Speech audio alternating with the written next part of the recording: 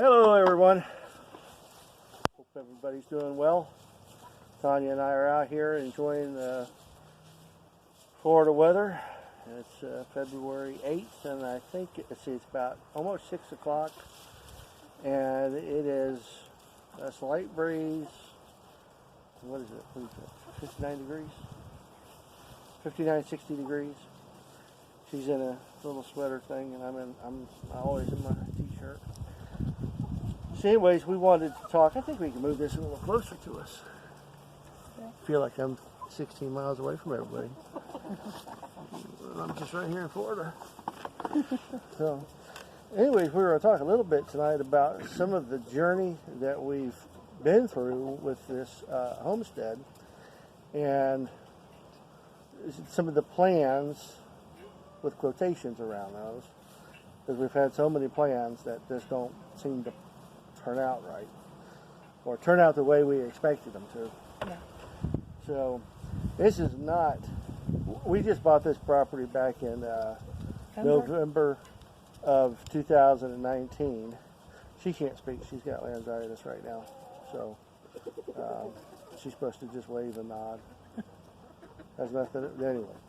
So we bought this property back in November of 2019.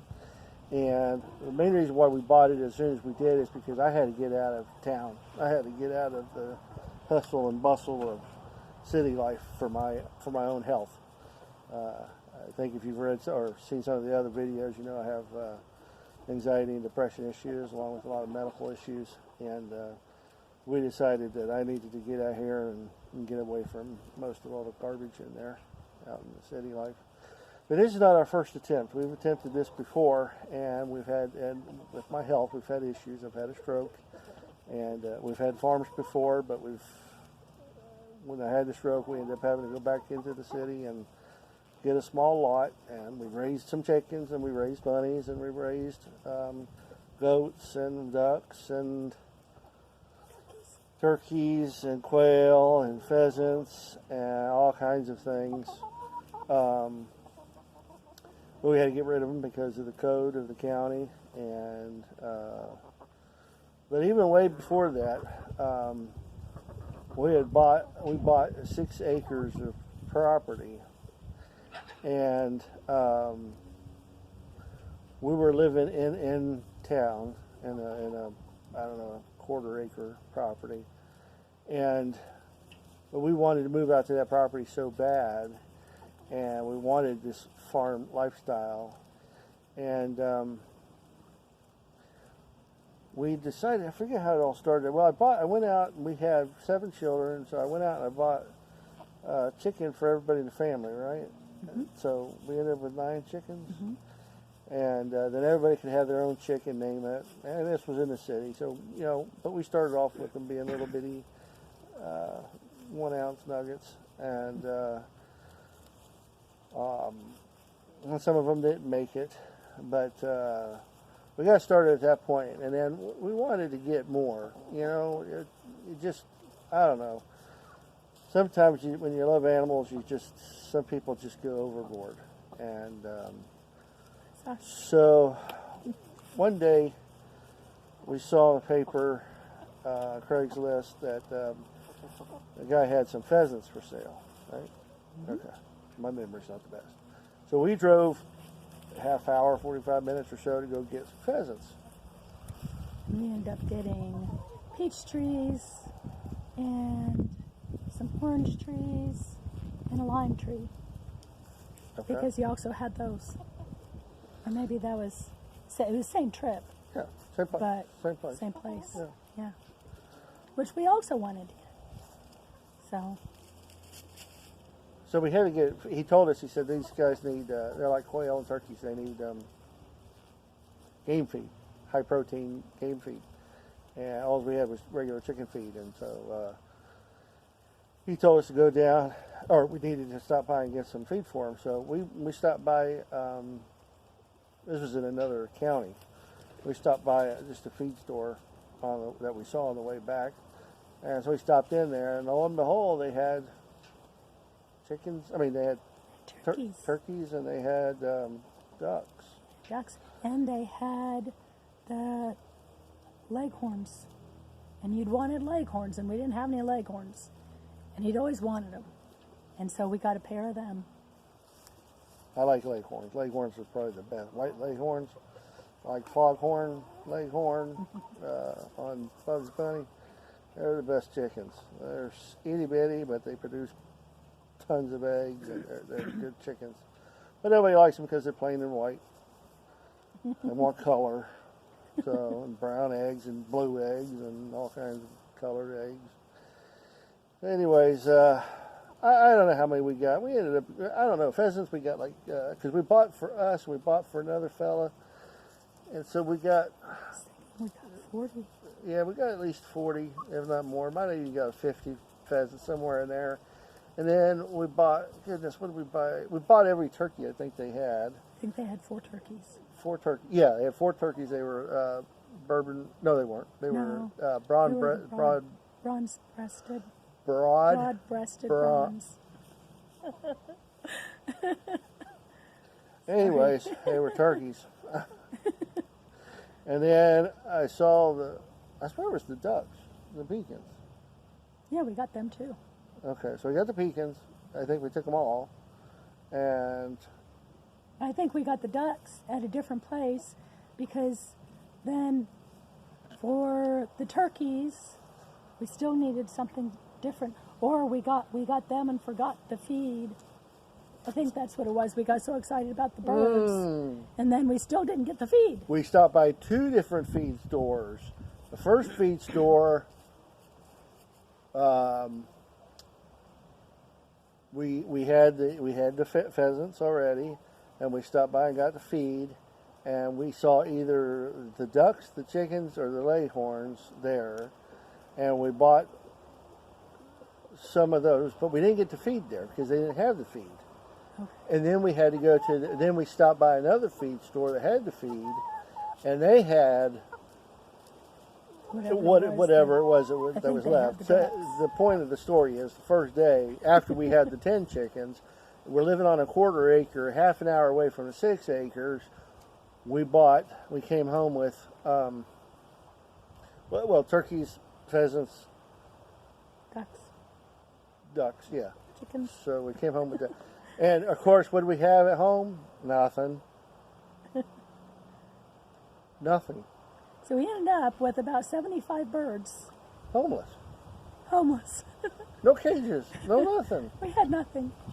So we had some material. We had some wood. We had some wire. Hardware cloth. And so we were up till midnight making 2 by 2 by 2 foot cubes that didn't even have tops on them, which was fine till the pheasants started flying. But they're in a garage because we can't put them anywhere else because we ain't got no tops for them. So we put them in our garage, and they make such a mess. Every day we're out there renting out the garage, and it's just terrible. Fortunately, we didn't have neighbors on either side, and we backed up to a river, and so it was a beautiful place. We had neighbors across the street in front of us, but she was hardly ever there. And so we're kind of on a little... Yeah, we're in the middle of that neighborhood, but we didn't have anybody but on one side of us, but across the street. But so that was just part of the chaos. And then we went out and we bought a bunch of rabbits and hung them on the side of the house. Well, not the rabbits. We hung the cages because we bought the rabbits and the cages and everything from this guy. And we came home and we had, I think, 4 does and a buck. And we hung all the cages up, drilled holes, put hooks, hung all the cages up on the side of the house. And then the next thing I know, we're in a whole different county buying a goat, a Nigerian dwarf bottle-fed goat. It had already been probably 3 or 4 months old. Yeah. And brought her home, put her on the back screen porch, and her name was Daisy. We loved her. She was a great, great, great goat. And she had springs. Anybody that's seen little baby goats, they bounce all over the place. This little thing would jump. She would jump high. higher than any of our little babies. And funny stories later on. Yeah, we got so much to talk about her. We'll just have to get some old footage out and just She talk needs about to have her own video. this goat. This goat should have been on America's Funniest Videos. I'm telling you. But anyway, so we got this goat, and we still don't have anything set up at the acreage. It's just plain swamp land and some upland, and we're working on getting that ready. But are we done buying animals yet? No. No. So we're still on this 1/4 acre in town. No fencing, no back fencing or anything, and of course, oh heck, when did we get the pigs? Yeah, we got them sometime in there. We did have like an open area in that house. Our bathroom and where the shower was had a full. The whole wall was a window, a one-piece glass window, and on the outside of it there was plants planted with some with a privacy fence around it, just 8 by 8 privacy fence. And we bought 4 pigs. Mm-hmm. We bought 4 pigs and we put them in there. And then, of course, we're not done yet. So we have to go out and we're at an auction. We've learned where the small animal livestock auction is. That they do horses and cows and stuff too, but not that much. More chickens and rabbits and pigs and things like that. So there was a cute little bottle calf, Holstein bull calf, that I don't know who wanted it more. I don't know. I'd like to blame her, but oh, that's true. It was me. It was me you. because I told her she could get a cat if I could get a cow, and she got a cat. So it's my turn to get a cow. It's $50. It was $50 for this cow. So we put the cow in the back seat and we bring it home. And I remember getting it out and putting it. Well, no, I was just carrying it in front of me, cradled, and I remember going into our oldest daughter's bedroom, and saying, "Hey, look what we bought for you, your new roommate." Because I believe she was the only one that had the room by herself. Yeah. And so we're like, "Hey, look who you get to sleep with." Anyways, She didn't appreciate it. No. And so we went around to all the kids' house. I mean, all the kids' rooms, and said, "Here's your new cow." So, on a 1/4 acre piece of property with no fencing, we have a goat, 4 pigs, a dairy goat. Dairy cow. Well, a dairy cow, and a dairy goat. Well, the dairy cow, but it's a bull, so they're much harder to milk. And all these birds, and finally we made it out to the 6 acres. But one of the things that never made it were pheasants. So it's not only just buying so many of these different things, it's learning how to care for them. Pheasants, I've seen the other videos where people talk about quail being suicidal, getting drowned, and in their feeders or their waters. Can't get drowned in a feeder, but in the waters.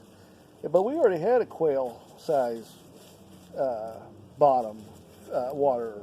I already knew about quail, but we didn't have any quail at this time. But we bought these pheasants that were, I don't know, pheasants. And they're more suicidal, I think, than quail. I mean, we just find them dead all over the place all the time.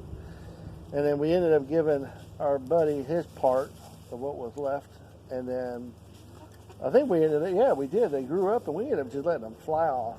We were so sick of them by that time, pecking each other, killing each other, drowning themselves and everything. Oh my gosh, what a mess.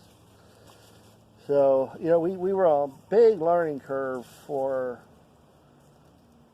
no space, and then all these different species. I mean, like Tanya was talking about with this little goat Daisy. I mean, we put her in the back. Everybody petted her. It was time to go to bed, and we put her out on the back porch. And I'm not kidding you. I put her down the back porch, shut the sliding glass door, and turned around, and she was on top of the grill, and there's nothing by the grill. She just boom, boom, right up on top of the grill, standing there. and a gas grill, and I was like, how'd she get up there? Never could figure out how she, well, we figured out later how she got up there. But, I mean, we had a lot of fun, and then we got the 6 acres, and I ended up having my stroke, and we ended up having to sell stuff, and brought some stuff over to the house where Tanya's at right now, and the county came by and told us, hey, you can't have all these animals here. Actually, can't have any of those animals here. Couldn't have any of them. Except for the rabbits. But we had the rabbits for a while, but there's a learning curve on the rabbits, too. We made a lot of mistakes. But I guess that's farming. Some people say on YouTube you don't make mistakes. Those are just lessons learned. And boy, we've learned a lot. So right now, bring us up to the present day. Right now, we bought this property on November 18th. We were supposed to close on it November 2nd. And that chicken coop that took us 5 weeks to build, I thought we were going to build in a weekend because I think I'm like I used to be. And so these chickens were supposed to be here on November 3rd to stay forever. And I don't know when they got here. December something, late December. So they're staying in that house, which we've already been told not allowed to have chickens, but that was okay because they were little itty bitty things. But then they got to be almost full grown size by the time they got out here. They were.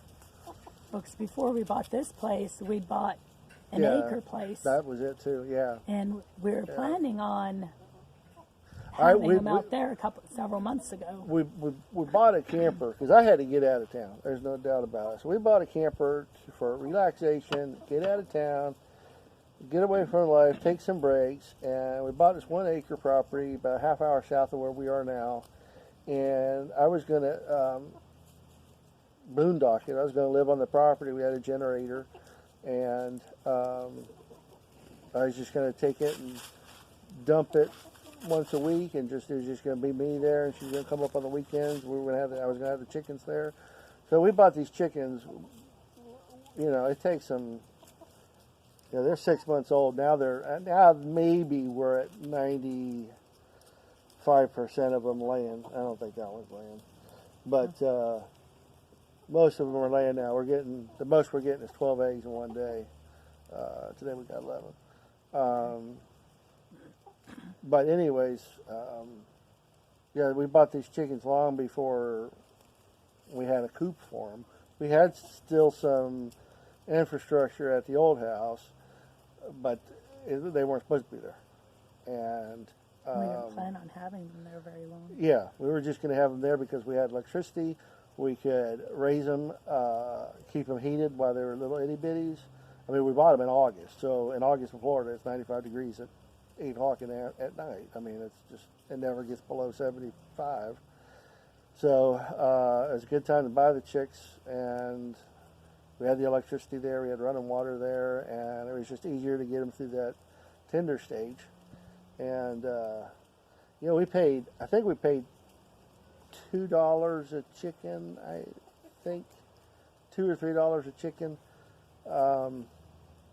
And I just looked online. You could buy one of these, a pullet younger than ours, for if you wanted to buy one like the Silver Lace Wyandotte. I'm looking at it, you can't see it. $89 from the same place I bought them when they were little chicks for $3. Blew my mind. Sorry, that's a side note. Just blew my mind. I was like, 4.5 to 5 month old, anything. I don't care what breed it is. They're starting at $89.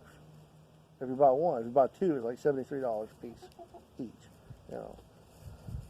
So, anyways, let's go on with the future, or what we are expecting in the future. So, Tanya's still working full time in Tampa. She's working on trying to be remote, 100% remote, where she can live up here. And we know it's going to take a little bit of time. We've got a daughter in school. Well, we've got several kids in school, but we've got one daughter at school that lives with Tanya, and she's got another year and a half, I think, till she graduates or gets her 4-year degree. She won't be done with college, but she'll be done. I told her she can. The kids can only stay with us till they get a bachelor's degree. Once they get a bachelor's degree, they got to figure out if they want to go on and get a doctorate degree like Brian does. He went out and figured out how to make it happen. You can get a job, work at night. I mean, go to school at night or work at night and